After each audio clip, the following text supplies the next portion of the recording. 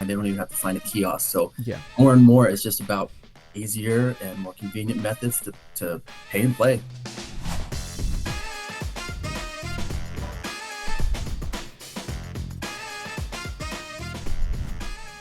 Hi, I'm Russ, and this is the Memory Makers Podcast, the only show that helps you create amazing experiences and create fantastic experiences for your guests. And with me today is Mr. Jeremy Dickamore from Embed. Jeremy, how are we doing, my friend?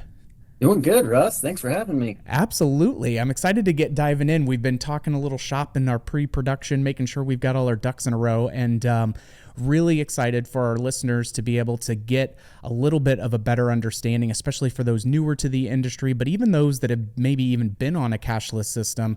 Hey, how are ways that I can elevate what I'm doing, and what are some ways that we can get more success out of this vehicle? So before we get into the nuts and bolts of that, I would love give us the short film version of how did you come to work in the industry and ultimately end up at Embed? Yeah, short version. I definitely didn't grow up with a Visa poster on my wall. Never thought I would be in processing. And I will say I don't enjoy processing. It can melt brains. Yeah. So it was actually a friend that got me into it, wanted me to come and work at the company with him. So I was in sales for about a year with GPI, one of the largest processors in the world, global payments, and then transitioned to partner management for about 8 years. Lovely. And then, and how long have you been with Embed now? For a little bit, right? Yeah, I've started last July, and I've worked with Embed since late 2018. So we're already Fantastic. friends, already knew Yeah. each other, and already knew the system. It was great. Yeah, it's interesting too. Like once people kind of get into the FEC or location based niche, it's really hard for us to go back to the real world. So Right? it's Arcade games. you start to see the matrix a little bit, and you're like, gosh, I could just never go back. Yep. Yeah, I agree. I love it. Well, let's get into some of the actionable intel that we're hoping to gain today. And again, I think we've obviously seen 8 years ago, 9 years ago, the messaging around cashless systems was, you still had some folks on the fence of should they or shouldn't they. And over the last 10 years, or so, especially, the data is in, and cashless is the way to go for a number of reasons. It really helps cut down on costs. It boosts what your earning potential and revenue gains are. So what are, as we see the landscape today, what are some of the biggest benefits through, either lowering costs or increasing profitability? How are cashless systems really helping to promote that and drive that? Well, I think you hit several of those on the head, and just the points you were making there is it really does help drive customer growth. It brings people through the door. Uh, there's this mindset around credit cards that they're expensive or that they're bad for us, but really a lot of these people that are coming in and are customers wouldn't be customers if they couldn't use credit. Mm, So it drives customer growth. We definitely see that the spending with people using credit cards is much higher, usually 3 times as much, and their return customers, their impulse buyers. It's also just a much cleaner process, right? And that's mm, where everyone is going now. 9 years ago, people were trying to use their digital wallets. It wasn't getting adopted as fast, especially in the US. We're slow to pick mm-hmm. up technology, right? So that it wasn't a factor there. I mean, I was in payments and I didn't start using my Apple Wallet until probably about 4 years in, Yeah. because it just wasn't there for me. And I could pull out my debit card and easily get to, and I would just use that. But now, uh, being able to have that, just tap your phone at the gas station and pay really easily. That's what people, they don't just want to, they expect to be able to pay that way. So when we Mm-hmm. don't have the benefits of a cashless system, we really are risking chasing customers away. Mm, yeah. Well, and you make an interesting point, and I always laugh too, of like the Europeans are just so much more sophisticated when it comes to this, because it's like they've been Yes. doing the mobile, phone wallet aspect for a while now. And you talk to someone like, some of the folks that work over there, and they're like, yeah, everybody it's on their phone, it's extra wearables like cashless. It's just like nobody messes with it nearly as much anymore. And from the customer experience side, you're right. It reduces some of that friction. It just makes it easier for them to get right into the fun and reduce that. I think, we always talk about when folks are saying, a kiosk at the front where, it never forgets to do the upsell. It's always promoting some of the extra packages. But it's a nice, it's a nice point, and it doesn't necessarily replace labor, but it's one of those consistent backup pieces where it lets your existing labor be more effective where you need them to be. And by having a kiosk as well as a little bit of an ambassador right there when they get started off, it's like help them get oriented on where and how they can spend their money to have the best time. And that's one of the things that I've really just seen the cashless system start to go. But it also, you talk to folks at Center Edge and elsewhere where the integrated reporting that you get of like, how are people spending money throughout your facility? How are we making sure that employees aren't getting light fingered with the cash tills and things like that? I mean, it starts to remove a lot of, exposure and pain in the ass tax that you have to pay on a day-to-day basis as well, it feels like. Yeah, absolutely. Well, we have people that now there's so many additional methods out there with apps. A lot of people want to come in and they don't want to get in line, or at least they want to come in and if they see a long line, they want that option to say, oh, look, there's a kiosk, or I can just pay online. And we have our mobile wallet that allows people to just get loaded and ready to play, and they can come on location. They're ready to go. They don't have to stand in line. They don't even have to find a kiosk. So more and more, it's just about easier and more convenient methods to pay and play. I love it. We've seen, do you see that now, obviously over the last 4 years, 5 years, we've gotten obviously much more integrated with using things like Apple Pay. Do you see, but also wearables, things like bracelets, other things that can get loaded up. It's a nice piece because the cards themselves, on the swipe cards and things are great because it could be a branded piece. You could always have that, hey, we'll get that loaded up with $5 for you when you come back. You can do some, bringbacks or callbacks, things like that.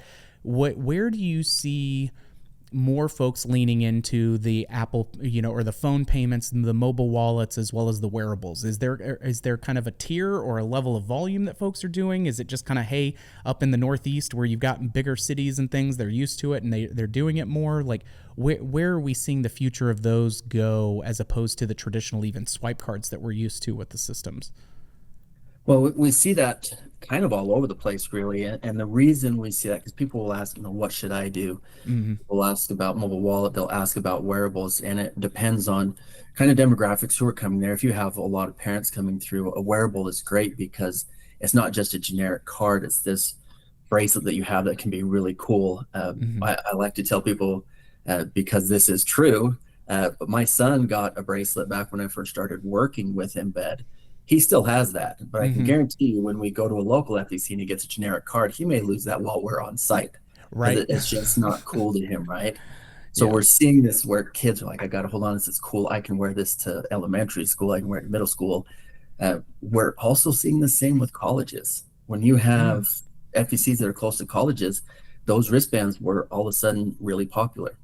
Yeah. And so we were selling these, and the FECs that get in and think, well, this will be an extra cost to me, is really easy to overcome because you're selling this additional piece. It is a wearable and it is cool.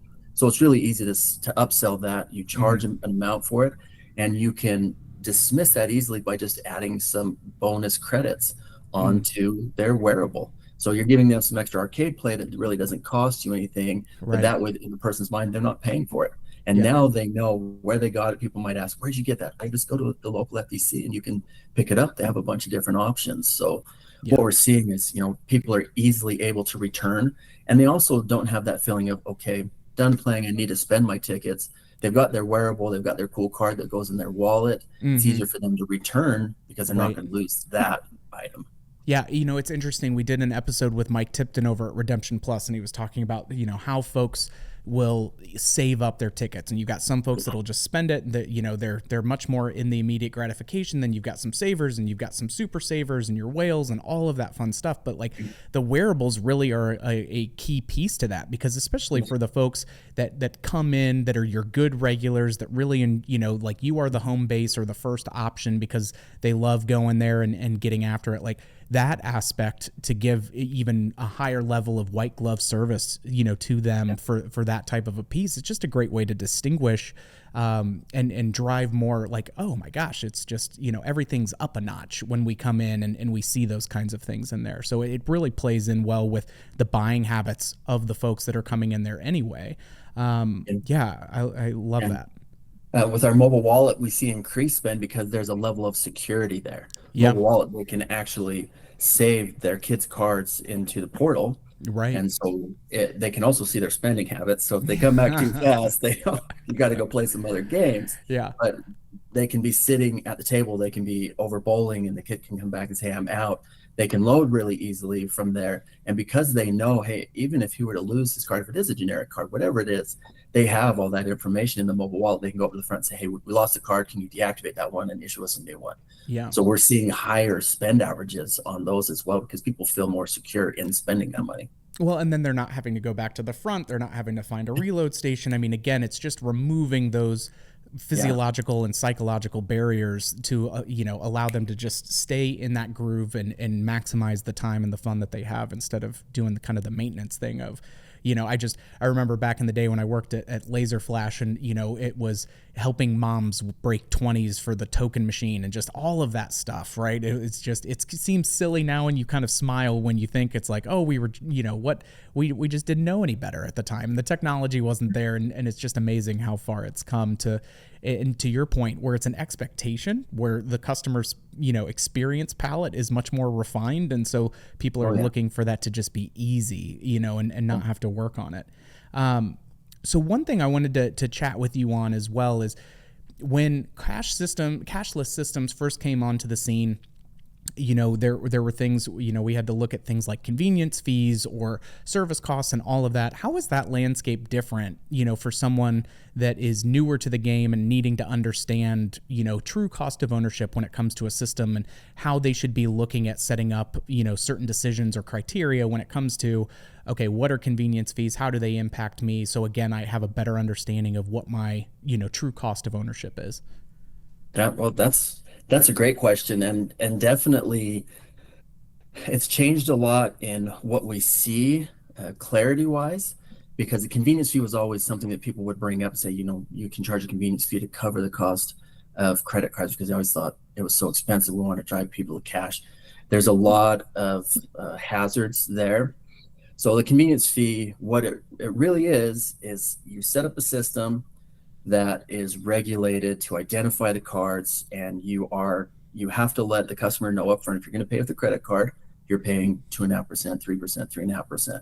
It's regulated by state. Some states don't allow it. You have to be very cautious with it, and it does have to be specifically for charging convenience fees, because you also cannot charge it on a debit card, and you can't charge above what the fees are. So there are very few processors that actually run a convenience fee system. What we find now in our industry is for those groups that are looking at it and saying, hey, my credit card fees are high, I do want to charge a convenience fee. You can't actually do that, but you can do what's called dual pricing. So the credit card brands have come out and said, you can discount for cash, but you cannot charge more than for credit cards. So what they're saying is, if you want to do that, what you need to do is go out and raise your standard prices, everyday price. Someone comes in, you could say, I want to account for 3% of credit card costs. So they raise their prices 3% for everything for dual pricing. I mean, even for a candy bar, which can get really messy. That's doing several things. The system for dual pricing, if someone offers that, what they're doing is they have a system that will offer a cash discount price. So when they get to the device to pay, it will say, hey, here's your credit card price. Here's what you're going to pay if you give us cash. So then that allows them to change their mind and say, hey, I'm going to give you cash. The idea behind it is, well, I want to collect cash because it's less for me. And that is where we're really forking in the road. We're going one way, and going one way really hard, because what we find, an IHL group did a recent really in-depth study on this, is that cash costs about 3 times more to accept and handle than credit cards do. Wow. So when we're looking at convenience fees and trying to cover them, we start getting this mentality of credit cards are bad, let's get to cash. So running just easy numbers, talking to one location that we had this actual conversation with, they were about 75% card, 25% cash. And when we looked at it and said, if you went to dual pricing, then what you're going to do is end up pushing more people to cash. But just running numbers on their existing location as is, they're doing about $2 million a year. And at 75/25, at 3% effective rate on their credit cards, that's flat costs, and then about 9%, which is the average. We figure that we're higher in the FEC industry because we've got teenagers that probably have some light fingers and don't really know how to count cash anymore. Yeah. But let's say 9%, so 3 times more, right?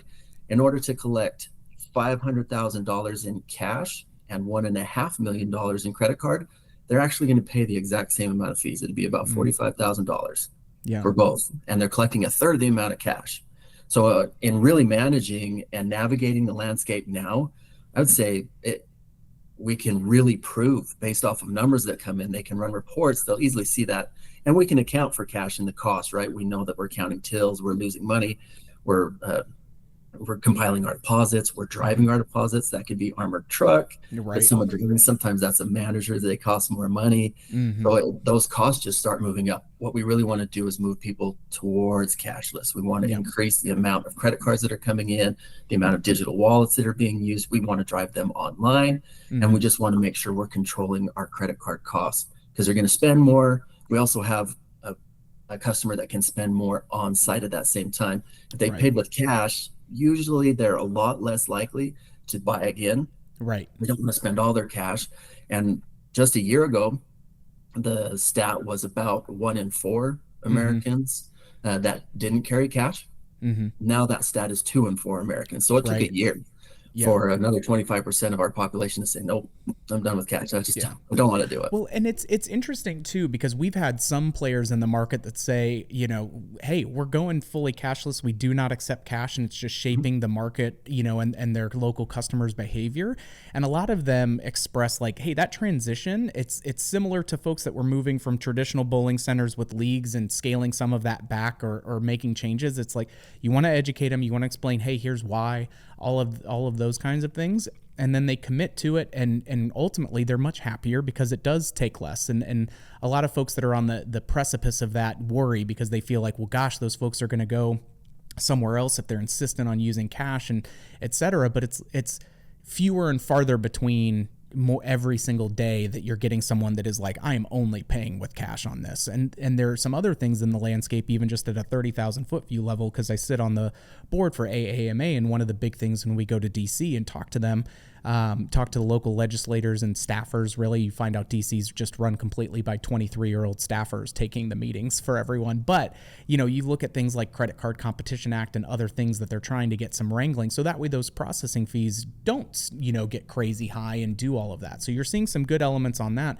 but you're also seeing some really good case studies across markets and the country and everything else. It's like, if you are, shaping and just ultimately say, hey, we're only doing cashless and not doing cash, many more folks have benefited from it than have said, oh, this was a terrible idea. And so it's good to see things moving that way where, one, just even on today's 30,000 foot view of it, it's cheaper to handle things cashlessly, but also, you every time that you're moving further and further away from having cash in the center, the less expensive it gets, and which is fantastic. So definitely fun to see that continue to do that. So how are you, what are some different things, obviously, is when folks are coming and talking with your team, and trying to understand, because we know, when just the same when folks come to Creative Works, it's like there are some folks where it's like, hey, what you're trying to do, or how here's where we are best set up to help customers succeed. What are some of the criteria that you help folks, kind of put into their brain when they're looking at a cashless system, in order to make sure that they're making the right fit and right choice for what their scope of business is, and then how they can grow with it as they're, continuing to build their business? Well, one of the first items we like to hit is integration. And we've moved beyond credit cards, because it used to be that you were interacting with 2 systems there. With someone using the computer, they're telling it up. I mean, at one point it was just a register that they were really ringing things up on, right, manually. And then they take the credit card and they're swiping it over there. Those are 2 interactions. And so the reconciliation at the end of the day, accounting with your books is, okay, let's see what we did here, and let's make sure and hope that it matches up to what we did on credit cards. Otherwise, we're going to figure out what we did wrong there. An integration actually has those communicating together. So now you have payments that are one and the same in there. So when someone rings up for a game card and they say, okay, your total is $95. When they hit to pay for credit card, it's actually just going to send that $95 to the pin pad. They're going to be able to interact there, and then it's going to shoot it back to the POS system and record that, and then they're off to the games. And then at the end of the day, what they ran on the system is already what happened on the pin pad side. So it's saving them hours and hours and hours every month and thousands of dollars a year in employee hours. Yeah.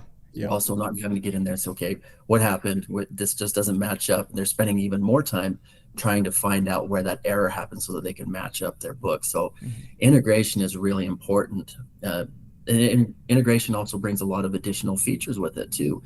We have a partner that has offline processing. So if internet goes down, they can continue to accept payments, and it's just storing them. And then when the internet comes back up, it will push all the payments through. So you don't have to turn people away or That's try to push to huge. just collecting cash. Yeah, that's fantastic. I mean, because Yeah. you may have something where it's like there's an outage, there's a this or that has nothing to do with any of your internal infrastructure. You're just, somebody's cutting a wire and all of a sudden it's like, oh, Yeah. no, we don't have internet today. Like, Yeah. so having that kind of a backup is absolutely huge, that redundancy.